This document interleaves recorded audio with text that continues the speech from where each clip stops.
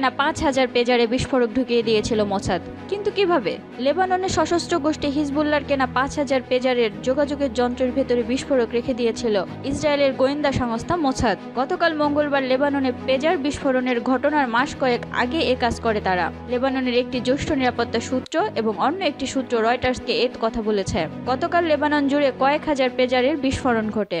এই ঘটনায় ৯ জন নিহত হয়েছেন, আহত প্রায় ৩,০০০ জন। তবে লেবাননের স্বাস্থ্য মন্ত্রণালয়ের বরাতে নিউ ইয়র্ক টাইমস বলেছে পেজার বিস্ফোরণে অন্তত ১১ জন নিহত হয়েছেন। লেবাননের নিরাপত্তা সূত্র বলেছে পেজারগুলো তাইওয়ান ভিত্তিক গোল্ড অ্যাপোলো কোম্পানির। এই কোম্পানি থেকে ৫,০০০ পেজার কিনতে ক্রয়াদেশ দিয়েছিল হিজবুল্লাহ। কয়েকটি সূত্র বলেছে চলতি বছরের শুরুর দিকে পেজারের চালানটি লেবাননে পৌঁছায়। তবে গোল্ড অ্যাপোলো কোম্পানির প্রতিষ্ঠাতা হোসু সিং কুয়াং বলেছেন বিস্ফোরণ ঘটানোর কাজে ব্যবহৃত পেজারগুলো তার কোম্পানির উৎপাদন করেনি। এগুলো তৈরি করেছে ইউরোপীয় একটি প্রতিষ্ঠান। এটি টাইপো ভিত্তিক গোল্ড অ্যাপোলোর ব্যান্ড ব্যবহারের অনুমতি ছিল। তবে ইউরোপীয় কোম্পানির নাম তাৎক্ষণিকভাবে উল্লেখ করেনি কুয়াং। আজ বুধবার সাংবাদিকদের তিনি বলেন, পণ্যটি পেজার আমাদের নয়, সেখানে পণ্য আমাদের ব্যান্ডের নামটি বসানো হয়েছে শুধু। ইরান সমর্থিত হিজবুল্লাহর পেজার বিস্ফোরণের জন্য ইসরায়েলকে দায়ী করেছে।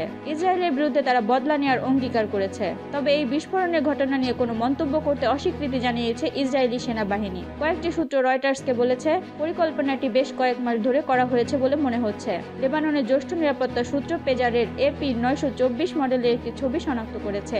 এটি দেখতে অন্য পেজারের মতোই। তারহীন এই যন্ত্রে বার্তা আসে তা দেখা যায়, কিন্তু এই যন্ত্রের মাধ্যমে ফোন করা যায় না। ইসরায়েল যেন হিজবুল্লাহ যোদ্ধাদের অবস্থান শনাক্ত করতে না পারে সেজন্য যোগাযোগের একটি মাধ্যম হিসাবে গোষ্ঠীটি পেজার ব্যবহার করে আসছে। হিজবুল্লাহর কার্যক্রম সম্পর্কে জানা আছে এমন দুটি সূত্র রয়টার্সকে চলতি বছর এ তথ্য জানিয়েছিল। লেবাননের একটি জ্যেষ্ঠ সূত্র বলেছে উৎপাদন পর্যায়ে পেজারগুলো পরিবর্তন এনেছিল ইসরায়েলি গোয়েন্দা সংস্থা মোসাদ। একই সূত্র বলেছে মোসাদ যন্ত্রের ভেতরে একটি বোর্ড ঢুকিয়ে দিয়েছিল। এই বোর্ডে বিস্ফোরক উপাদান ছিল।